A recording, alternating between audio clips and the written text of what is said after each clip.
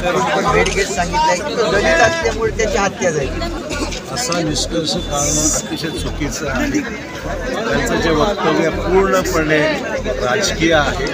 एखादी घटना झाल्यानंतर त्याचे पूर्णपणे त्याला इन्क्वायरी करण्यात आलेली आहे. चौकशीनंतर स्पष्ट होईल. परंतु कोणी व्यक्ती एका समाजाचा आहे म्हणून त्याची हत्या मुद्दामून केली गेली असा निष्कर्ष चौकशीच्या आधीच काढणं उचित नाही आहे. त्यांचा दौरा टोटली राजकीय होता आणि त्या राजकीय दौऱ्यामधून राजकारण करण्याचाच उद्देशाने हे स्टेटमेंट आहे. त्या सत्यता अजिबात नाही. बीडमध्ये संतोष देशमुख ओबीसी आणि मराठ्यांनी तिथे धनंजय मुंडे देखील कृपया होणाऱ्या घटनेला कुठल्याही जातीचं स्वरूप न देता चौकशी अंती जे स्पष्ट होईल त्यातूनच निष्कर्ष काढता येईल. कुठल्याही समाजाला कुठल्याही व्यक्तीला बदनाम करणं, समाजाला त्या व्यक्तीमुळे बदनाम करणं हे चुकीचं राहणार आहे. चौकशी पण ते स्पष्ट होईल त्याप्रमाणे कारवाई करता येईल.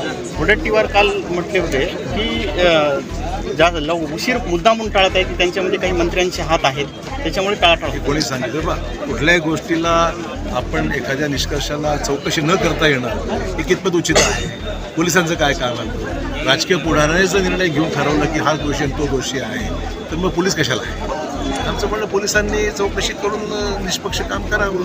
कोणाचा हस्तक्षेप त्याच्यामध्ये नाही आहे. आणि मुख्यमंत्र्यांनी स्पष्ट केलं आहे त्याच्यामुळे जो कोणी दोषी असेल किंवा कोणी कुठल्याही पक्षाचा किंवा कुठलाही मोठा किंवा लहान असा विषय येणार नाही आहे. तो दोषी असेल तेव्हा कारवाई केली जाईल.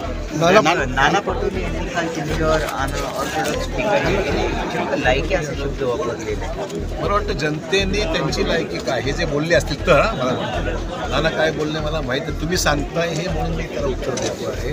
नाना जर आमची लायकी करत असतील त्यांची लायकी काय हे साकोलीतल्या जनतेने ठरवून दिलेलं आहे. 200 मतांनी आले आम्ही 50 झालो. फरक आहेच ना.